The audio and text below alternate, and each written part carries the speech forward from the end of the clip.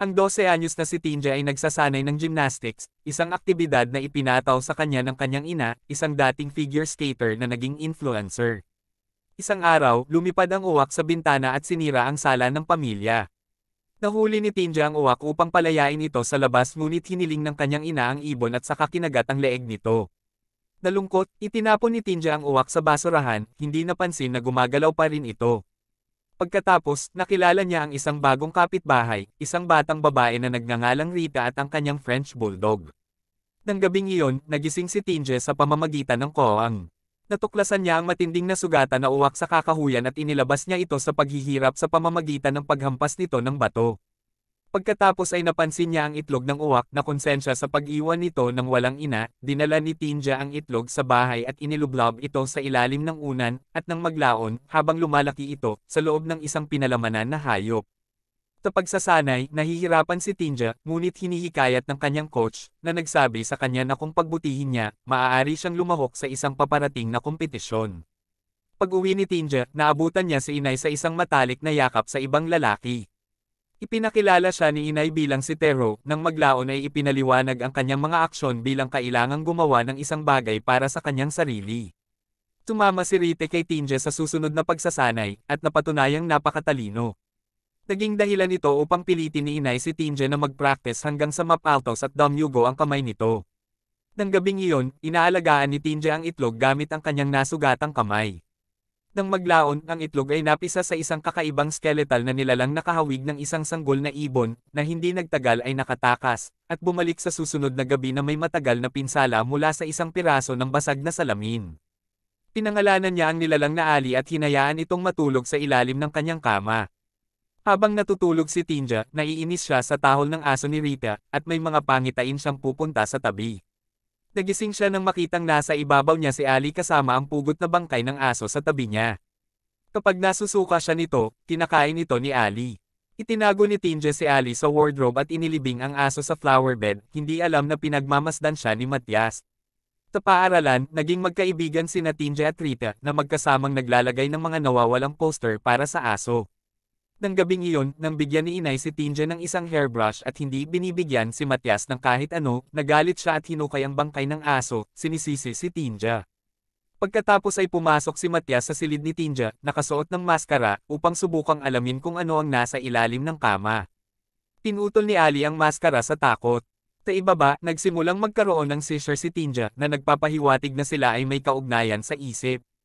Noong gabing iyon, sinabi ni Matias kay inay na si Tinja ay isang halimaw, ngunit tinalikuran ito ni inay bilang isang bangungot. Kinabukasan, hindi nasisiyahan si inay nang manalo si Rite sa pwesto ng kompetisyon. Tinusubaybayan ni Ali si Rite sa kanyang pag-uwi at brutal na inatake siya, habang si Tinja ay may panibagong seizure. Nahanap ni Tinja ang natunaw na tuko ni Ali at napagtanto na ang nilalang ay nagsisimula ng mas kamukha niya. Nang maglaon ay dinala ni Tinja ang mga bulaklak ni Rita ngunit kinilabutan siya sa tindi ng kanyang mga pinsala at naputulan ng kaliwang kamay. Nang makita siya ni Rita, sumisigaw siya hanggang sa tumakas si Tinja. Umuwi si Tinja at pinarusahan si Ali sa pamamagitan ng pagsampal sa sarili. Inaalo siya ni Ali, hawak siya sa dibdib nito habang siya ay umiiyak. Sa umaga, si Ali ay mukhang ganap na tao maliban sa mga mag-aaral. Dahil na-hospital si Rita, binigyan si Tinja ng kanyang pwesto sa kompetisyon. Iminungkahi ni inay na manatili sila ni Tinja kay Tero upang maibsan ang stress ni Tinja bago ang kompetisyon, ibinunyag ni Itay na alam niya ang tungkol kay Tero. Sa Teros, nalaman ni Tinja na siya ay isang byudo na may isang sanggol na nagngangalang Helmi. Sa paggugol ng oras kay Tero, nagsimulang maging masaya si Tinja dahil hindi kailangan ni Tero ang kanyang buhay para maging perpekto o magmukhang perpekto. Nang maglaon, nang pinapakain ni Tinja si Ali, nakialam si Tero at inatake siya ng nilalang na nasugatan ang kanyang kamay. Sa kabila nito, pinatawad niya si Tinja at pinagtatakpan ito sa pagdududa na hindi niya talaga gustong makipagkompetensya o maging isang gymnast. Nang mag-abala si inay kay Helmi at pinagselosan si Tinja, natakot siya na sasalakayin sila ni Ali habang wala siya, ngunit hindi niya mahikayat si inay na payagan silang dumalo sa kompetisyon.